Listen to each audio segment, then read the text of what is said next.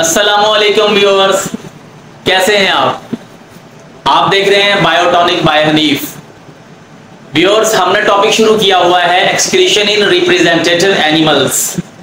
उसमें हमने excretion hydra में डिस्कस की, एक्सक्रीटरी सिस्टम जो है वो हमने प्लेनेरिया का डिस्कस किया, अर्थवर्म का, कॉकरोच का, और आज हम डिस्कस करने जा रहे हैं एक्सक्रीशन इन वर्टिब्रेट्स। यानी वर्टिब्रेट्स ऐसे ऑर्गेनिज्म हैं जिनमें वर्टिब्रल कॉलम होता है। इसको हम दो हिस्सों में कैटेगराइज करते हैं, एक प्रिमिटिव वर्टिब्रेट्स और दूसरे जो है वो एडवांस्ड वर्टिब्रेट्स यानी ह्यूमन बीइंग है। तो इसमें हम एग्जांपल जो है वो ह्यूमन बीइंग को डिस्कस करेंगे कि उसमें एक्सक्रीशन कैसे होती है, कौन कौन से ऑर्गन जो है वो एक्सक्रीटरी सिस्टम में हिस्सा लेते हैं, तो वो हम डिस्कस करेंगे। तो व्यूअर्स, जो प्रिमिटिव वर्टिब्रेट्स हैं उसमें सेगमेंटली अरेंज्ड एक्सक्रीटरी स्ट्रक्चर्स होती हैं, सेगमेंटली अरेंज्ड। जैसे अर्थवर्म में आपने पढ़ा था ना कि अर्थवर्म में हर सेगमेंट के अंदर एटलीस्ट एक पेयर होता है मेटानेफ्रीडियम का। तो इसी तरह इनमें भी सेगमेंटली अरेंज्ड एक्सक्रीटरी स्ट्रक्चर्स मौजूद होती हैं। एक्सक्रीटरी स्ट्रक्चर्स प्रिमिटिव जो वर्टिब्रेट्स हैं, प्रिमिटिव वर्टिब्रेट्स और इनवर्टिब्रेट कॉर्डेट्स, इन दोनों में इस तरह का एक्सक्रीटरी सिस्टम जो है ये मौजूद होता है। अब प्रिमिटिव वर्टिब्रेट जैसे हैगफिश है, इनमें हालांकि किडनीज होते हैं, किडनीज, लेकिन किडनीज की स्ट्रक्चर ह्यूमन बीइंग जैसी नहीं होती। हम आगे एडवांस फॉर्म में हम पढ़ेंगे कि ह्यूमन बीइंग में जो किडनीज हैं उनमें नेफ्रॉन होते हैं, और नेफ्रॉन जो है वो फंक्शनल यूनिट है किडनी का।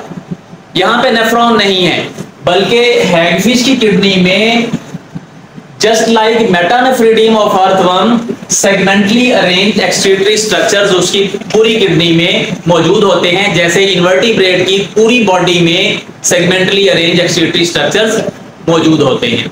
तो ये प्रिमिटिव वर्टिब्रेट्स में थोड़ा डिफरेंट सिस्टम है ह्यूमन बीइंग की निस्बत। अब हम पढ़ेंगे कि ह्यूमन बीइंग में एक्सक्रीटरी सिस्टम कैसे होता है। ह्यूमन बीइंग, इंसान में एक्सक्रीशन जो है वो कैसे होती है। तो नॉर्मल मैकेनिज्म में हमने पढ़ा कि इसमें बहुत सारे एक्सक्रीटरी प्रोडक्ट्स बनते हैं जो कि मेटाबॉलिज्म के रिजल्ट में बनते हैं, इसीलिए इनको बोला जाता है मेटाबॉलिक वेस्ट। क्या कहते हैं उनको? Metabolic waste. तो इन मेटाबॉलिक वेस्ट को रिमूव करने के लिए दो ऑर्गन यूज होते हैं। इनमें से एक जो है वो हम आज पढ़ेंगे। दो कौन कौन से हैं? एक लीवर है और दूसरा किडनीज है। इन दोनों में से हम आज जो है वो लिवर के बारे में आपको बताएंगे कि लिवर कैसा परफॉर्म करता है। तो एनीवेज, ये दोनों ऑर्गन्स जो है वो क्या करते हैं? मेटाबॉलिक वेस्ट को रिमूव करते हैं।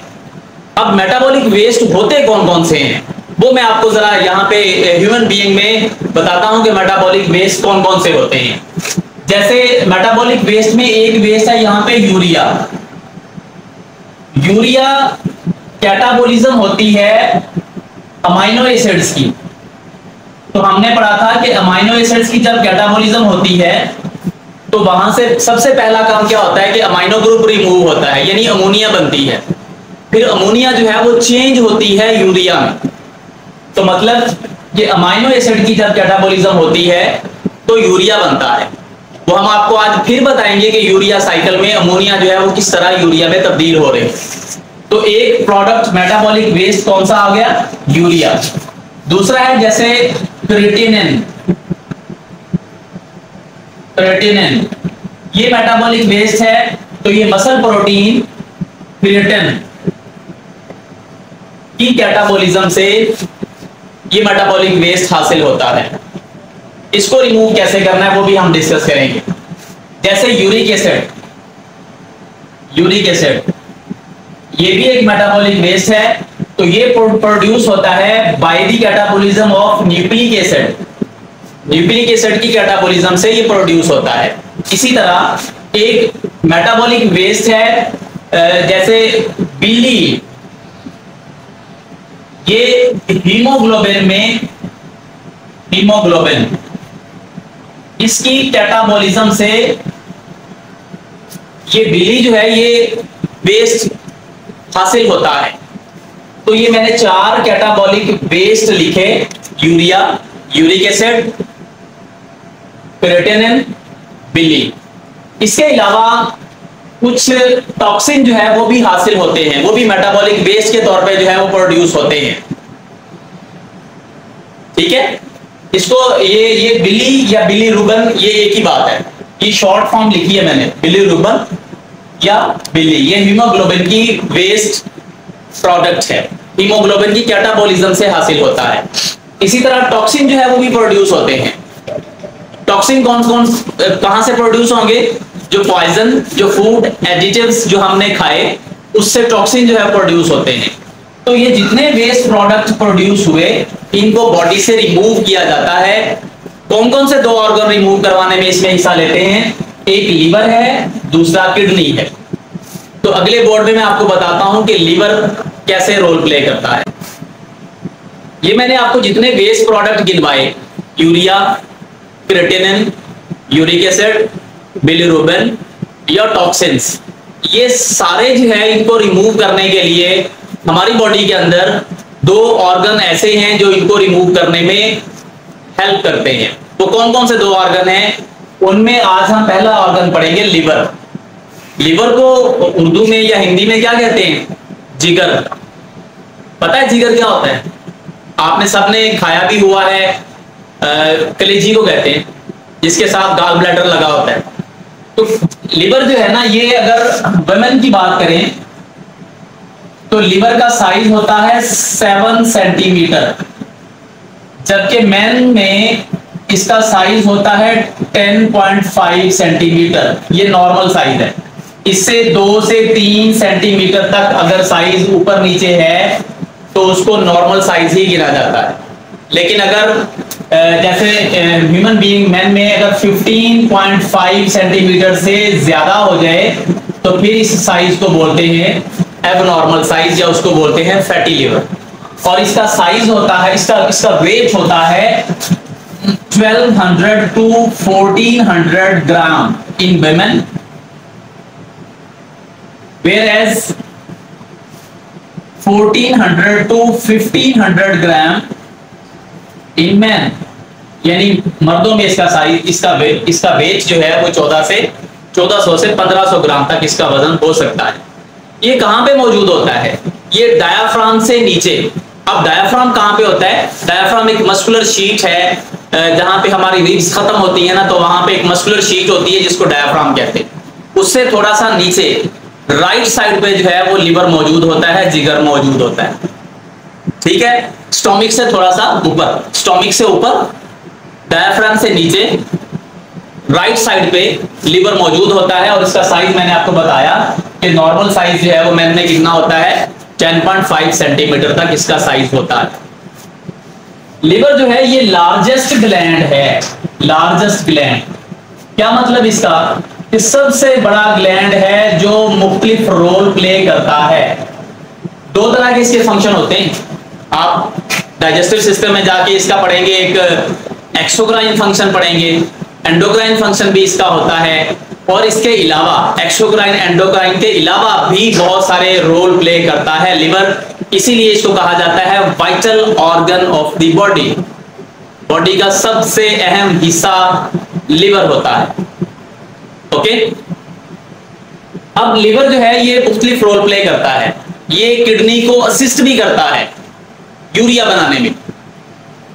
ठीक है, किडनी को असिस्ट करता है। वो यूरिया बनाता कैसे है? तो हमने पढ़ा हुआ है पहले यूरिया साइकिल में कि ऑलरेडी जो प्रीकर्सर मौजूद होता है बॉडी के अंदर, ऑर्निथिन, उसके साथ पहले अमोनिया का एक मॉलिक्यूल और कार्बन डाइऑक्साइड मिलती है, तो इससे सिट्रुलिन बनता है। वो हमने पहले पढ़ा था। ये यानी ऑर्निथिन ऑर्निथिन, उसके साथ अमोनिया का एक मॉलिक्यूल। अब अमोनिया कहां से आई थी? वो हमने पढ़ा था कि अमाइनो एसिड जो है उसकी जब डीएमिनेशन होती है तो अमाइनो ग्रुप रिलीज होता है, उससे अमोनिया बनती है, प्लस कार्बन डाइऑक्साइड का एक मॉलिक्यूल। तो इससे क्या बनता है? सिट्रुलिन। उसके साथ एक और मॉलिक्यूल जो है वो अमोनिया का वो मिलता है, तो बनता है आर्जिनो सक्सिनेट।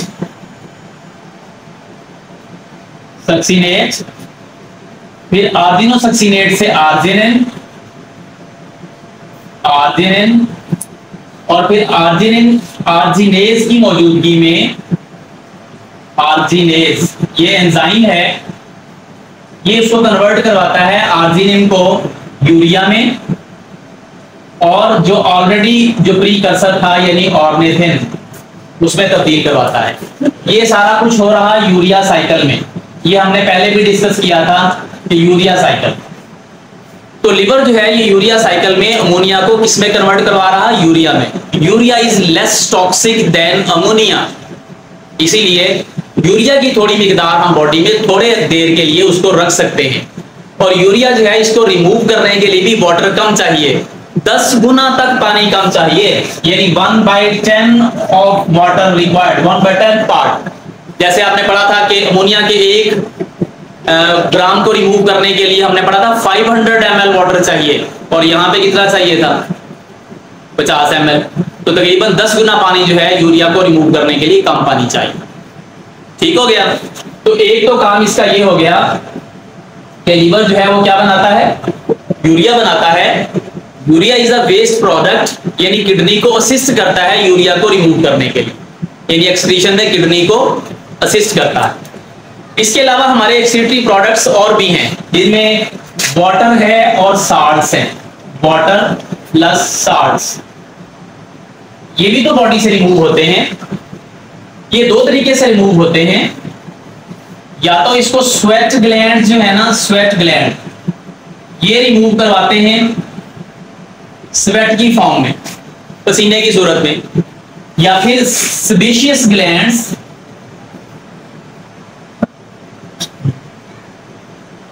सीबम की फॉर्म में इसको रिमूव करवाते हैं। इस फॉर्म में, सीबम की फॉर्म में इसको रिमूव करवाते हैं। अब ये तो आपको पता है कि स्वेट ग्लैंड जो है पसीना, और पसीने में वाटर और साल्ट्स जो है ना वो रिमूव होते हैं।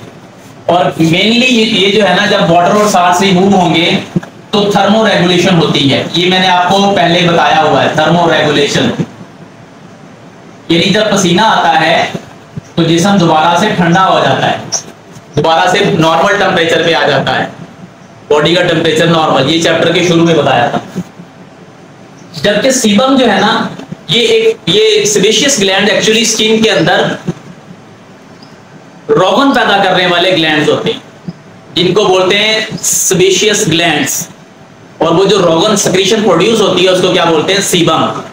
जैसे जब आप नहा के निकलते हैं ना, तो आपके पूरी बॉडी पे जो है ना वो थोड़ा ड्राइनेस होती है, खुश्की सी होती है, लेकिन थोड़ी देर के बाद आपकी जिल्द जो है वो ऑयली हो जाती है। वो जो ऑयली है वो असल में सीबम है। इसका काम क्या होता है कि माइक्रो ऑर्गेनिज्म के इन्फेक्शंस को रोकना होता है। तो इन्फेक्शन ऑफ माइक्रो ऑर्गेनिज्म से उसको प्रोटेक्ट करना होता है। तो आप देखें, अगर डेफिनेशन की बात करें एक्सक्रीशन की, वैसे तो स्किन जो है वो एक्सक्रीट कर रहा वाटर और साल्ट्स को सीबम की फॉर्म में या स्वेट की फॉर्म में, लेकिन अगर एक्सक्रीशन की डेफिनेशन को फोकस करें तो एक्सक्रीशन की डेफिनेशन हमने ये आपको बताई थी कि the removal of nitrogenous waste. तो ये नाइट्रोजनस वेस्ट तो नहीं है, तो इसका मतलब ये हुआ कि स्किन जो है वो हमारा एज सच एक्सक्रीटरी ऑर्गन नहीं, जैसे लीवर है या जैसे किडनी है। ओके, बहरहाल ये जो ग्लैंड्स की प्रोडक्शन है इसको भी लिवर कंट्रोल कर रहा है। ओके, इसके अलावा लिवर जो है वो मुख्तलिफ फंक्शंस परफॉर्म करता है। कौन कौन से फंक्शन है? नंबर वन है सिंथेसिस ऑफ कंपाउंड्स, यानी कुछ कंपाउंड्स बॉडी के अंदर ऐसे हैं जिनको लिवर खुद बनाता है, सिंथेसिस। पहला फंक्शन उसका होगा। फॉर एग्जांपल एक तो सिंथेसिस आपने ये पढ़ी, क्या बना रहा, यूरिया वेस्ट प्रोडक्ट बना रहा, नाइट्रोजनस वेस्ट बना रहा, अमोनिया बना रहा, यूरिक एसिड बना रहा, तो एक सिंथेसिस तो ये होगी। तो ये सपोर्ट करेगा किडनी को ये नाइट्रोजनस वेस्ट की डिस्पोजल के लिए, एक तो सिंथेसिस ये होगी। इसके अलावा भी कुछ प्लाज्मा प्रोटीन लिवर बनाता है, जैसे प्रोथ्रोम्बिन, जैसे फाइब्रिनोजन, ये प्रोटीन दो, इन दोनों प्रोटीन का क्या काम होता है आपने प्रीवियस ग्रेड में पढ़ा हुआ है, बिल्कुल ठीक कहा। इसका काम होता है ब्लड क्लॉटिंग, यानी खून को जमाने का काम करता है। इसके अलावा अल्ब्यूमिन प्रोटीन बनाता है लिवर। अल्ब्यूमिन प्रोटीन का काम क्या होगा, ये बॉडी के अंदर ऑस्मोटिक बैलेंस को मेंटेन रखेगा, ऑस्मोटिक बैलेंस यानी पानी की कंसंट्रेशन को मेंटेन रखेगा। तो ये सिंथेसिस का काम हो गया ना। इसके अलावा सिंथेसिस का काम इसका होता है जैसे बाइल की प्रोडक्शन। बाइल आपको पता है एक जूस है, बाइल जूस जो लिवर प्रोड्यूस करता है, गाल ब्लैडर के अंदर डालता है। वैसे ये डिटेल हम पढ़ेंगे डाइजेस्टिव सिस्टम में। और इसका काम जो है वो क्या होता है, इमल्सिफिकेशन, यानी लिपिड्स को छोटे टुकड़ों में तकसीम करना। लिपिड्स के जो बड़े मॉलिक्यूल्स हैं उनको तोड़ना इमल्सिफिकेशन कहलाता है। तो ये क्या हुआ, फिर बाइल की प्रोडक्शन भी कौन कर रहा, लीवर कर रहा। इसके अलावा लिपिड्स, कोलेस्ट्रॉल, लिपोप्रोटीन, ये मॉलिक्यूल भी बना रहा कौन, लिवर। अब अगर इसकी बात करें लिपिड्स की, तो लिपिड जो है store high amount of energy, तो एनर्जी प्रोडक्शन में लिपिड जो है वो यूज हो रहे हैं। बाकी कोलेस्ट्रॉल और लिपोप्रोटीन की बात करें तो ये जो सेल मेम्ब्रेन है उसकी स्ट्रक्चर में ये यूज हो रहे हैं, जिसका मतलब सेल की स्ट्रक्चर में भी ये हेल्प कर रहा। तो मैंने आपको 4, 5, 6 चीजें बताई जो लीवर खुद प्रोड्यूस कर रहा, जैसे यूरिया एक बताया आपको, यूरिया एक प्रोटीन बताई कौन कौन सी, फाइब्रिनोजन और प्रोथ्रोम्बिन, अल्ब्यूमिन प्रोटीन। तीसरा मैंने आपको बताया बाइल की प्रोडक्शन, और चौथा मैंने आपको बताया लिपिड्स, कोलेस्ट्रॉल या लिपोप्रोटीन की प्रोडक्शन। दूसरा इसका फंक्शन होता है स्टोरेज, ये स्टोरेज का काम भी करता है। अब स्टोरेज किस किस की करेगा, जैसे आयरन की स्टोरेज करता है, जैसे ग्लाइकोजन की स्टोरेज करता है। अब जो एक्सेसिव ग्लूकोज होता है उसको ग्लाइकोसिडिक बॉन्ड के जरिए से कंबाइन करवाकर ये मैक्रो मॉलिक्यूल बनाता है ग्लाइकोजन। और ग्लाइकोजन जो है ये एनर्जी रिजर्व है, एनर्जी रिजर्व। इस सूरत में ग्लाइकोजन की फॉर्म में ये जो एनर्जी है ये बॉडी के अंदर स्टोर होती है। इसी तरह अगर आयरन की बात करें तो ऑक्सीजनेशन ऑफ टिश्यूज, जो कि हीमोग्लोबिन का एक लाजमी पार्ट है, तो ऑक्सीजनेशन में आयरन जो है ये हेल्प करता है। तो इसका मतलब स्टोरेज में जो है वो हेल्प करता है लिवर। फिर है इंटरकन्वर्जन, इंटरकन्वर्जन ऑफ मॉलिक्यूल्स। अब इंटरकन्वर्जन का मतलब क्या हुआ, यानी जब ग्लूकोज एक्सेसिव है तो बना दिया ग्लाइकोजन, कन्वर्ट कर दिया ना ग्लाइकोजन में। जब बॉडी के अंदर ग्लूकोज की मिकदार कम पड़ गई, अब एनर्जी चाहिए बॉडी को, तो अब ग्लाइकोजन जो है उसको अगेन कन्वर्ट करवाएगा, किसमें, फिर से ग्लूकोज में कन्वर्ट करवाएगा।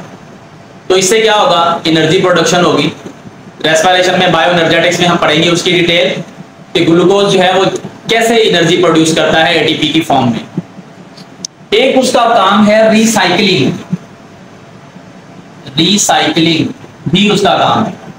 रिसाइकलिंग का मतलब क्या होगा, यानी जो कॉन्स्टिट्यूएंट्स प्रोड्यूस हुए कैटाबोलिज्म में, जैसे हमने पढ़ा कि हीमोग्लोबिन की जब जो ओल्डर रेड ब्लड सेल होते हैं उसकी जब हीमोग्लोबिन टूटती है तो आयरन प्रोड्यूस हुआ। आयरन और दूसरे जो मॉलिक्यूल्स हैं, जो दूसरे कंटेंट्स हैं रेड ब्लड सेल के, वो टूट गया जब रेड ब्लड सेल ओल्डर, तो ये उसको रिसाइकल करवाएगा, यानी दोबारा से जो न्यू रेड ब्लड सेल बनेंगे उसमें दोबारा इनको यूज करवाता है। इसके अलावा है पांचवा काम उसका डिटॉक्सिफिकेशन। डिटॉक्सिफिकेशन क्या मतलब इसका, टॉक्सिफिकेशन का मतलब होता है जहर प्रोड्यूस करना, पॉइजन प्रोड्यूस करना, तो डिटॉक्सिफिकेशन का मतलब ये होगा उसका अपोजिट, यानी बहुत सारे जो हार्मफुल केमिकल्स होते हैं जैसे फूड एडिटिव्स, पेस्टिसाइड्स या ड्रग्स, उनको क्या करेगा, डिटॉक्सिफाई करके किडनी को हेल्प करेगा कि इस टॉक्सिक मटेरियल को बॉडी से रिमूव कर दे। तो किडनी को असिस्ट करेगा कि इस टॉक्सिक मटेरियल को, जो मैंने आपको बताया फूड एडिटिव्स, पेस्टिसाइड या ड्रग्स, उनको बॉडी से रिमूव करने में ये हेल्प करता है। तो ये जो देखा आपने कि किडनी के, ये जो लिवर है इसके कितने सारे फंक्शंस हैं उसके, ये 5 फंक्शन मैंने आपको बताए। इसके अलावा भी लिवर जो है वो इनको कंट्रोल कर रहा, स्वेट ग्लैंड्स को, सीबेशियस ग्लैंड्स को कंट्रोल कर रहा, यूरिया साइकिल में यूरिया बना रहा, तो ये किडनीज को हेल्प कर रहा होता है। ठीक है, अब लिवर जो है इसका, इस पर नोट लिखने के लिए लॉन्ग क्वेश्चन आ सकता है, right a note on different functions of liver. तो पूरा लिवर पे आप एक नोट जो है वो लिखेंगे पूरे 4 नंबर के लिए। कैसा रहा आज का लेसन, कमेंट सेक्शन में बताइएगा। अगर आप चैनल पे नए हैं तो वीडियो को जरूर लाइक करें, सब्सक्राइब करें और बेल आइकॉन को जरूर क्लिक करें ताकि हर आने वाली नई वीडियो का नोटिफिकेशन आपको मिलता रहे। मिलते हैं अगली वीडियो में, अल्लाह हाफिज।